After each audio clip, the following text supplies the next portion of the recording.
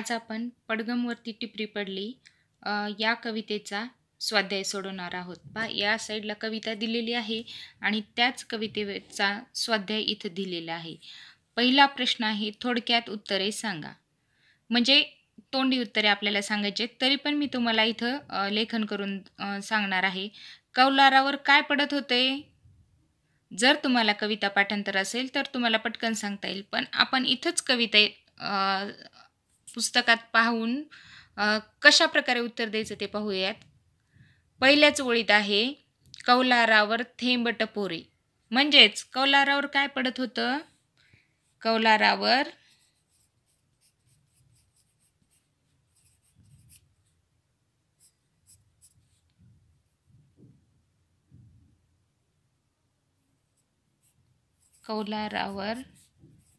पावसाचे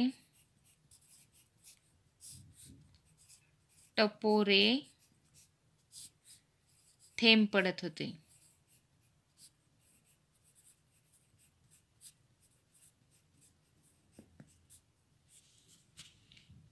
आता दुसरा प्रश्न पहा, म्हातारी ढगात हरभरे भरडते, असे का म्हटले असावे? कारण इथं दिलेले आहे, म्हातारी हरभरे भरडते ढगात गडगड गडम. म्हणजेच ढगात जेव्हा आवाज होतो त्यावेळेस ढगातला जो गडगडम आवाज आहे तो आवाज हरभरे भरडल्यासारखा होतो. म्हणून इथं म्हटलेले आहे की म्हातारी ढगात हरभरे भरडते असे म्हटलेले असावे. त्यानंतर पुढचा प्रश्न आहे, काय झाले? कसा आवाज आला? पडगमवरती टिपरी पडली, तडम तडतड तडम आवाज आला. ढग गडगडू लागले. ढग गडगडू लागले वर कोणता आवाज आला होता? गडगड गडम. वीज कोसळली, कडम कडकड कडम. प्रश्न तिसरा आहे, समानार्थी शब्द वाचा व लिहा. आपल्याला इथं समानार्थी शब्द दिलेले आहेत, ते प्रथम आपण वाचन करून घ्यायचे आणि नंतर आपण वहीमध्ये लिहून घ्यायचे आहेत. पहिला शब्द आहे ढग, मेघ, घन. वीज, चपला, विद्युत. जल, पाणी, उदक. धरती, धरणी, जमीन. आता आपण इथं अशा प्रकारे वाचन करून घ्यायचं आहे आणि नंतर आपल्याला वहीमध्ये लेखन करायचं आहे.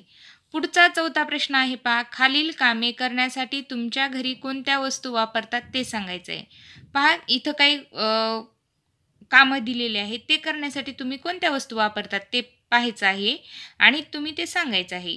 एक उदाहरणासाठी आपल्याला इथं दिलेलं आहे, हरभरे भरडण्यासाठी काय वापरतात? जातं. आता गहू दळण्यासाठी काय वापरतात?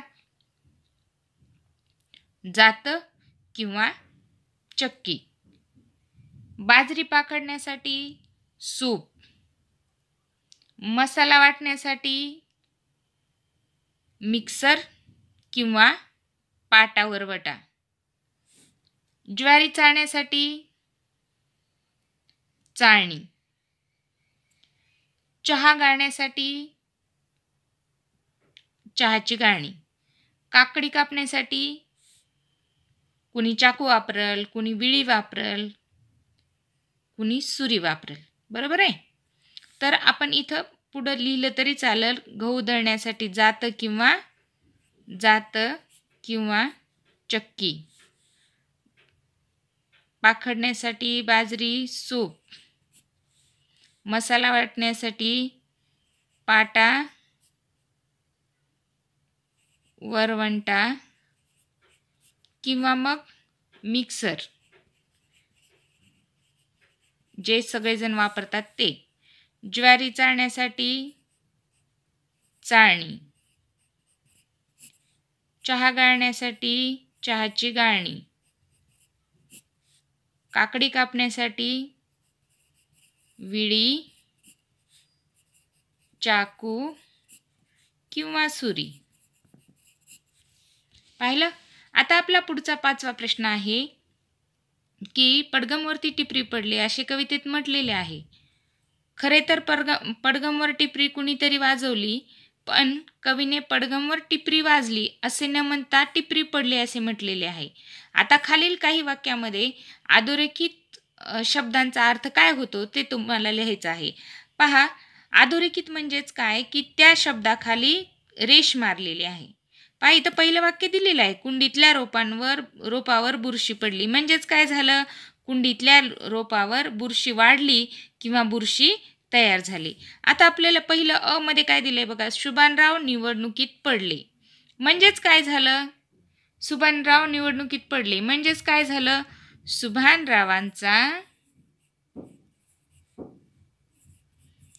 सुभानरावांचा निवडणुकीत पराभव झाला.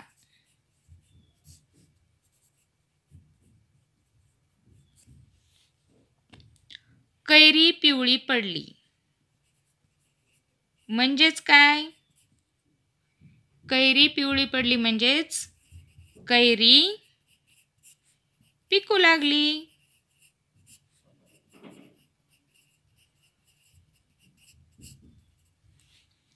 पुढं आहे पहा, समीरा आजारी पडली. म्हणजेच काय, म्हणजेच समीराची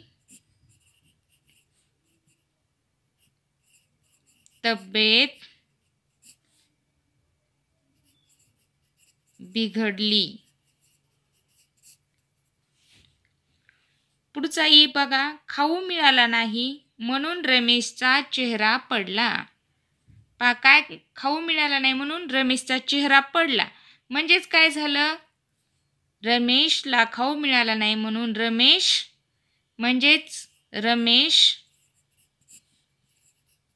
नाराज झाला. तुम्ही पण करता की नाही, खाऊ मिळाल्यावर होता की नाही नाराज, तसंच तो पण नाराज झाला. पुढं पहा, काल रात्री खूप पाऊस पडला. म्हणजेच काय, पाऊस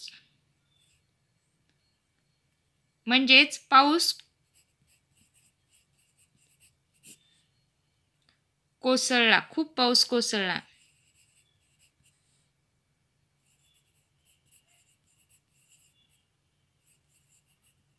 किंवा भारी वर्षाव झाला.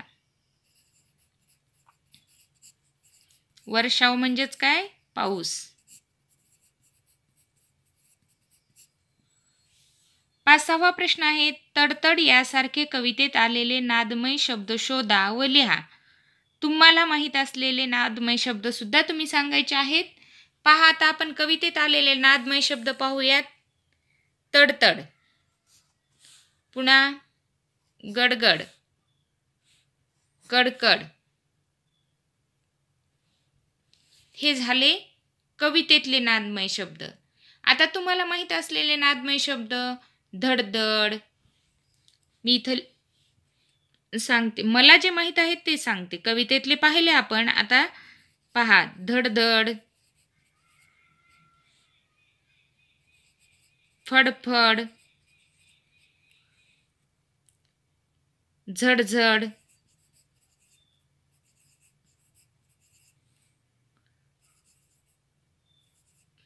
खडखड,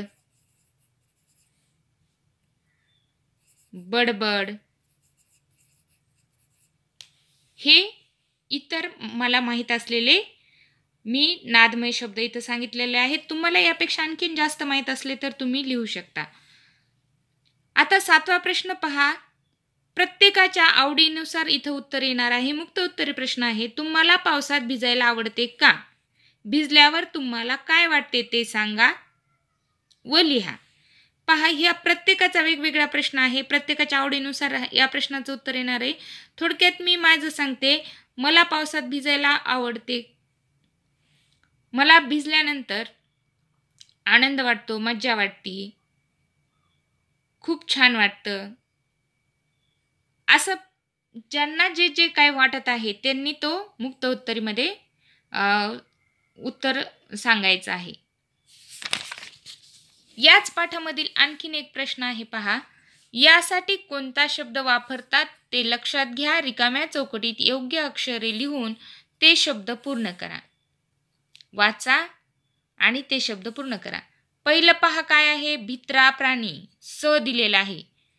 कोणता आहे भित्रा प्राणी? ससा. रस्ता या शब्दाला पर्यायी शब्द. आपल्याला प्रत्येक शब्दाचा सुरुवात तिचा शब्द इथं दिलेला आहे. रस्त्याचा पर्यायी शब्द काय आहे? सडक. उन्हाळ्यात पितात. काय पितात उन्हाळ्यात? सगळे पितात. बरोबर आहे की नाही? सरबत. चौघडे या वाद्याबरोबर दुसरे येणारे वाद्य कोणतं आहे? सगळ्यांनी पाहिलेलं आहे. बरोबर आहे. सनई. उत्सव या शब्दाचा दुसरा शब्द सांगा. सण. आता दुसरा प्रश्न आहे. रिकाम्या जागी योग्य अक्षर लिहा. तयार होणारे शब्द वाचा. खाली दिलेल्या रिकाम्या फुलामध्ये शब्दकोडी बनवा. पहा इथं रिकामे फुलं दिलेले आहेत. काही अक्षर देऊन केलेले आहेत आणि काही रिकामे फुलं दिलेले आहेत. त्यानुसार आपल्याला इथं शब्द बनवायचे आहेत आणि लिहायचे आहेत. पहा पहिलं काय आहे? म, च, ड आणि ल दिले आणि मध्ये रिकामे दिले. काय होईल बघू इथं? कोणतं अक्षर येईल? क. बरोबर आहे. माकड, चकली. पहा आता दुसरा शब्द ब आहे, र आहे, झा आहे आणि न आहे. कोणता शब्द येईल? कोण सांगतंय? बरोबर आहे. क. बकरी, झाकण. पहा निरीक्षण करा याचं. का कोणता शब्द येईल? कोण सांगते पाहू? ब. अगदी बरोबर आहे. साबण, रबर. पहा प्रत्येकाने निरीक्षण करून ठेवायचं आहे. मला शब्द सांगायचा आहे. इथं सुद्धा ब येणार आहे. टेबल, तबक. बरोबर आहे. इथं सांगा पाहू कोणता शब्द येत आहे ते? मगर. मगर, भगर. इथं कोणता येणार आहे? ग. मोगरा, तगर. आणि पहा इथं 3 रिकामी चौकट दिलेले आहेत. यामध्ये कोणते शब्द लिहिणार आहेत तुम्ही? पहा मी माझ्या मनाचा एक शब्द लिहित आहे इथं. गायक. गायक. आता याला आडवा शब्द काय येईल बघा बरं? पायरी. आता आणखीन पुढे एक चौकट आहे. बघूयात आपण त्याच्यात कोणता शब्द येतो ते. मी एक शब्द लिहून घेते अगोदर. कावळा. पहा आता मध्ये व येणारा कोणता शब्द सांगते कोणी? बरोबर आहे. सावळा.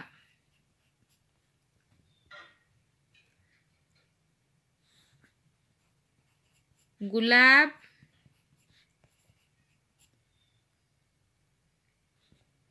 सलाम. असे शब्द घेऊन आपण हे शब्दकोडी पूर्ण करू शकतो. सर्वांनी हा स्वाध्याय व्यवस्थितपणे सोडवायचा आहे. धन्यवाद.